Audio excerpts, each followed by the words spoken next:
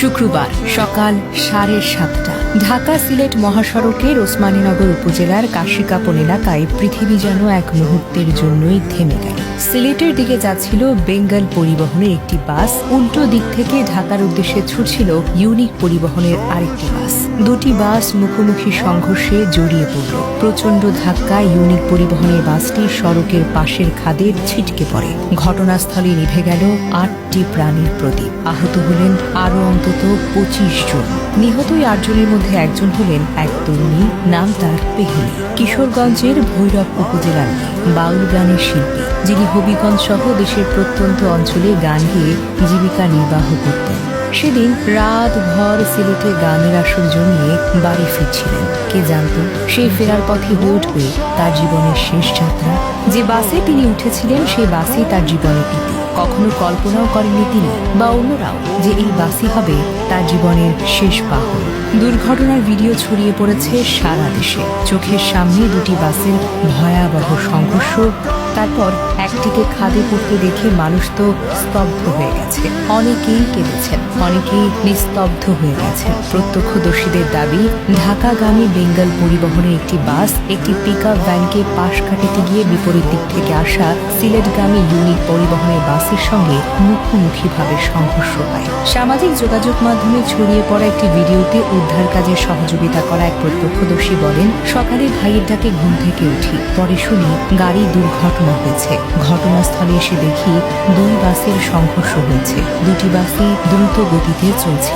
বেঙ্গল পরিবহনের বাসটির পাশে একটি পিকআপ ছিল, সেটিকে ওভারটেক করতে গিয়ে দুই বাসের সংঘর্ষ হয়। তিনি বলেন, ঘটনাস্থলে এসে দেখি অনেক মানুষ মারা গেছেন, অনেকে আহতও হয়েছেন। আহতদের হাসপাতালে পাঠানো হচ্ছে। আমরা সবাই মিলে বাস থেকে লাশগুলোকে বের করি। ফায়ার সার্ভিস, পুলিশ, স্থানীয় লোকজন উদ্ধার কাজে যোগ দেন। আমরা লাশগুলো পুলিশের কাছে হস্তান্তর করি। এটি একটি মর্মান্তিক ঘটনা। আমরা খুব কষ্ট পেয়েছি।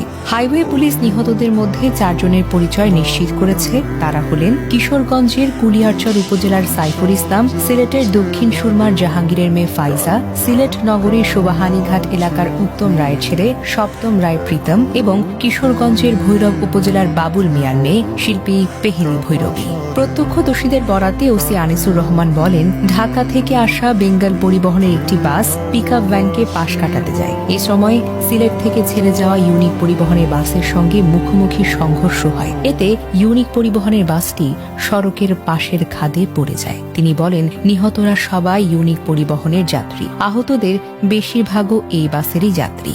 সিলেটের MAG ওসমানী মেডিকেল কলেজ হাসপাতালের পরিচালক brigadier general doctor Umar Rashid Munir বলেন, আমরা হাসপাতালে আহত অবস্থায় 16 জনকে পেয়েছি। তাদের মধ্যে 2 জনকে মৃত বলে ঘোষণা করা হয়েছে। বাকি 14 জনের মধ্যে 2 জনের শারীরিক অবস্থা আশঙ্কাজনক। আইসিইউতে তাদেরকে চিকিৎসা দেওয়া হচ্ছে। এদিকে পেহেলির মতো একজন তরুণী শিল্পী, যিনি সুর দিয়ে মানুষের মন জয় করতেন, তিনি আজ আর আমাদের মধ্যে নেই।